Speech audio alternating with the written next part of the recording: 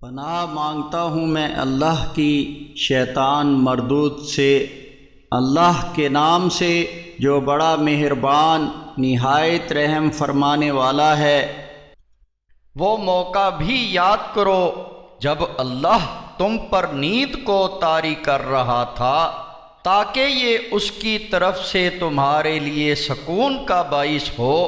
اور تم پر آسمان سے پانی برسا رہا تھا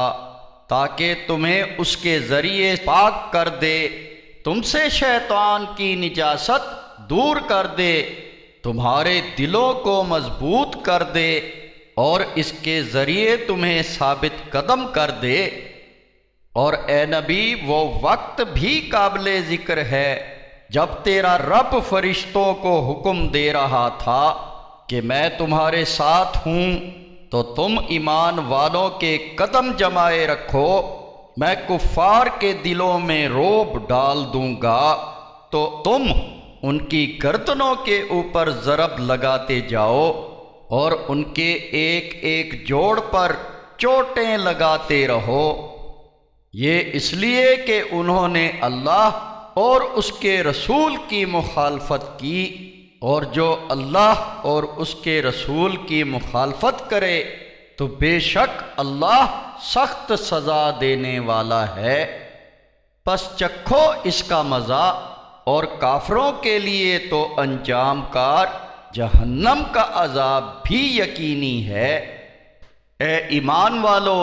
جب لشکر کفار سے تمہارا آمنا سامنا ہو تو ان کے مقابلے سے کبھی پیٹھ نہ پھیرنا، اور جو مقابلے کے دن ان سے پیٹھ پھیرے گا سوائے اس کے کہ جنگی حکمت عملی کے طور پر لڑائی کے لیے کچھ پینترا بدلے یا اپنی ہی فوج کے کسی دوسرے دستے سے مل جانے کے لیے جگہ تبدیل کرے،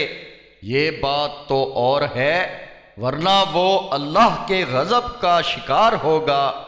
اور اس کا ٹھکانہ جہنم ہوگا جو بری لوٹنے کی جگہ ہے۔ در حقیقت اے مومنو، تم نے ان کافروں کو قتل نہیں کیا بلکہ اللہ ہی نے ان کو قتل کیا، اور اے نبی محمد صلی اللہ علیہ وسلم، آپ نے ان پر ریت نہیں پھینکی تھی بلکہ اللہ نے پھینکی تھی، اور یہ اس لیے ہوا تھا کہ اللہ مومنوں کو ایک اچھی آزمائش سے گزارے، یقیناً اللہ سب کچھ سننے والا جاننے والا ہے۔ یہ تو تمہارے ساتھ ہوا، اور بلا شبہ کافروں کی چال کو بھی اللہ ہی کمزور کرنے والا ہے۔ اگر تمہیں اے کافرو فیصلہ چاہیے تھا تو فیصلہ تو تمہارے سامنے آ گیا، اب اگر تم اپنی روش سے باز آ جاؤ تو یہ تمہارے لیے بہتر ہے، اور اگر دوبارہ مقابلے کے لیے آؤ گے تو ہم بھی ویسا ہی مقابلہ کریں گے، اور اس وقت تمہارا گروہ خواہ وہ کتنا ہی زیادہ ہو تمہارے کچھ کام نہ آ سکے گا، اور اللہ